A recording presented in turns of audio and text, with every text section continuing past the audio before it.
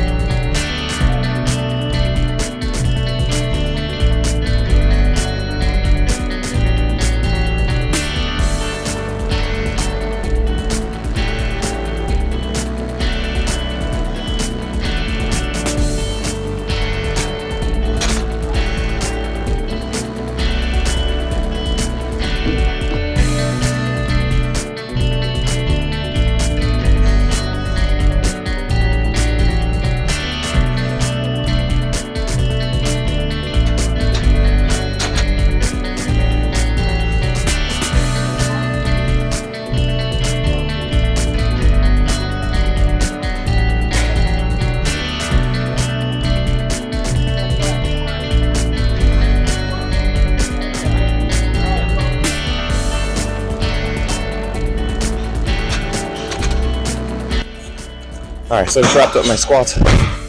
We did not have a good squat day. We did 446 for supposed to be 4 sets of 3, but the first 2 sets did not go as planned. We tried changing up sleeves, we tried changing up the belt just to see if that's what was causing the downturn, but it was not that. It was just a down week. Week 4, we'll hopefully bounce back and have a good squat day.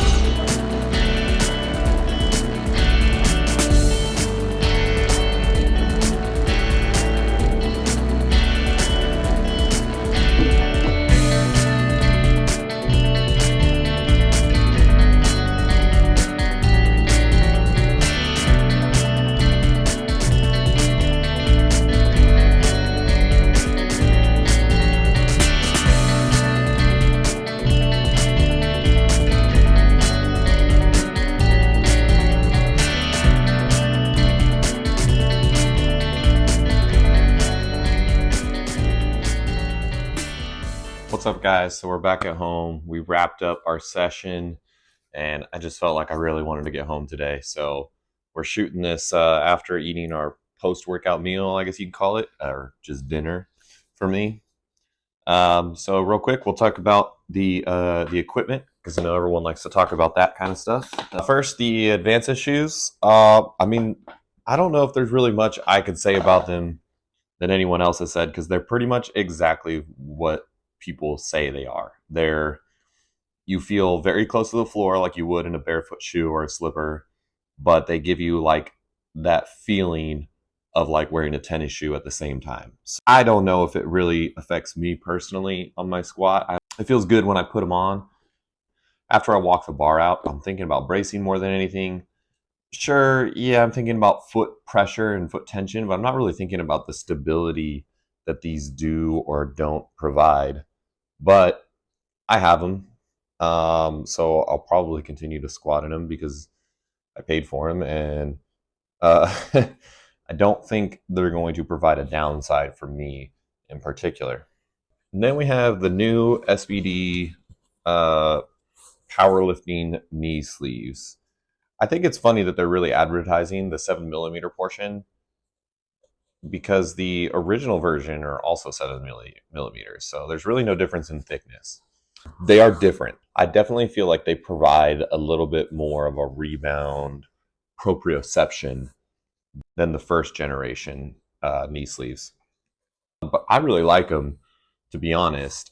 I'll get into this later, but I didn't have my best squat day.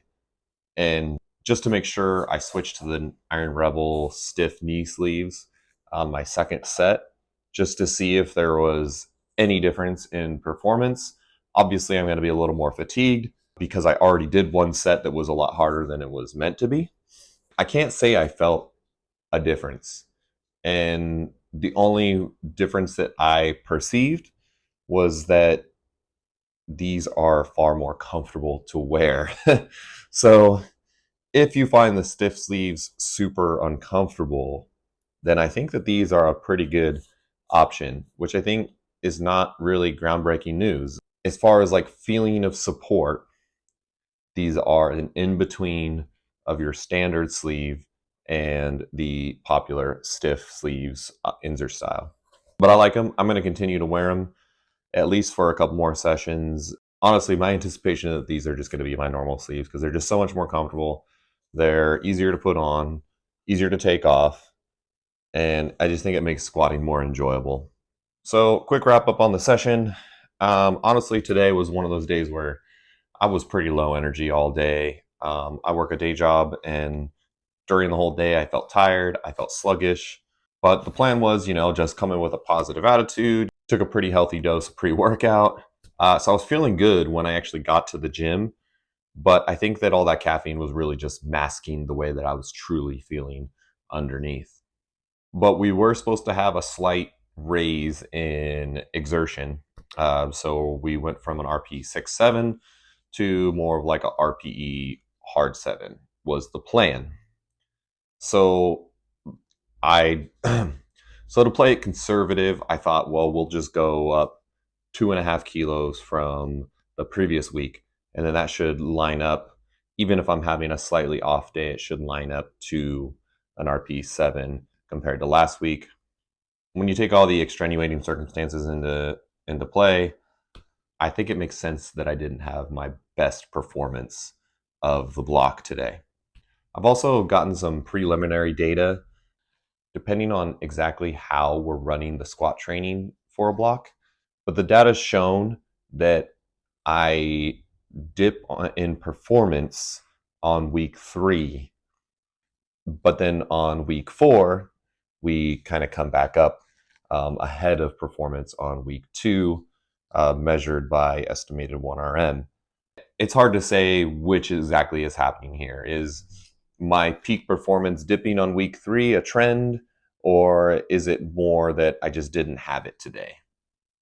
Or a combination of both, right? I'm definitely the kind of person who takes my training probably more serious than I should. And when I have a down session, it can affect me mentally. We'll say that because I was feeling not myself going into the session, that could really amplify this feeling of like, dang, I had a bad day in the gym and, affecting me mentally more than it should, all that kind of stuff. And it does bum me out. I'm not going to lie about that, but I kind of look at the data and I kind of remind myself that it doesn't really mean anything in the grand scheme of things. We still got in there. We still got the work done.